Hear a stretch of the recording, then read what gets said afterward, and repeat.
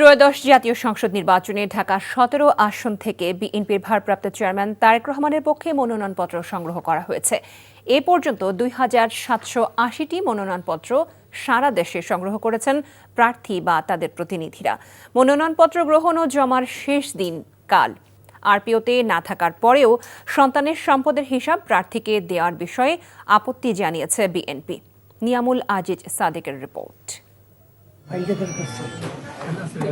মনোনয়নপত্র দাখিলের একদিন আগে প্রতি আসনের বিপরীতে গড়ে ৮টির বেশি মনোনয়নপত্র সারা দেশ থেকে সংগ্রহ করা হয়েছে।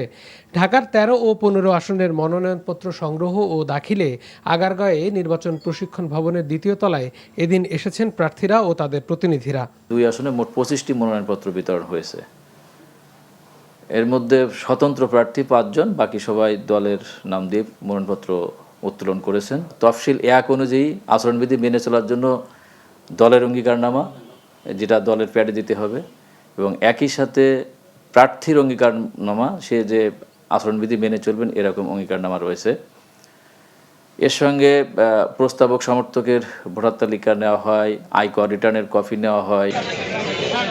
জামায়াতের আমির ডাক্তার শফিকুর রহমান এবং বিএনপির প্রার্থী শফিকুল ইসলাম খানের পক্ষে ঢাকা ১৫তে মনোনয়নপত্র সংগ্রহ করা হয়েছে।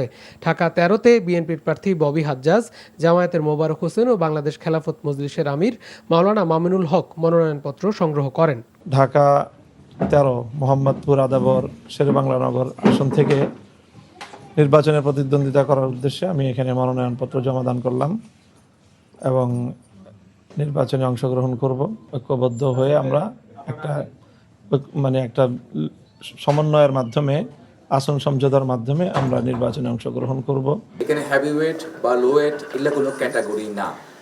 এখানে একটি ক্যাটাগরিকে, একটি বিষয়ের মধ্য দিয়ে সিদ্ধান্ত নিতে হবে জনগণকে। বাংলাদেশ বাসযোগ্য একটি বাংলাদেশের স্বপ্ন মানুষের কাছে দেখাচ্ছি। সত্যিকার অর্থে একটি শোষণ বৈষম্যহীন বাংলাদেশের কথা বলছি।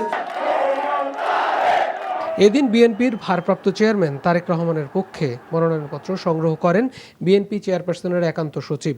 পরে তাকে ভোটার হিসেবে নির্বাচন কমিশন চূড়ান্ত করে।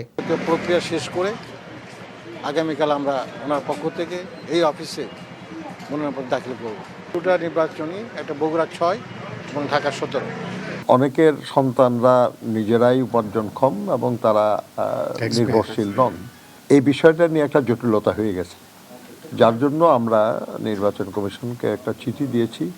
ঢাকা ও দেশের অন্য বিভাগে ২,৭৮০টি মনোনয়নপত্র সংগ্রহ ও ৩১টি জমা দেওয়া হয়েছে। সবচেয়ে বেশি ঢাকার ২০টি আসনে ৫ শতাধিক মনোনয়নপত্র সংগ্রহ করা হয়েছে। Niamul Aziz Sadek, NTV news, Dhaka.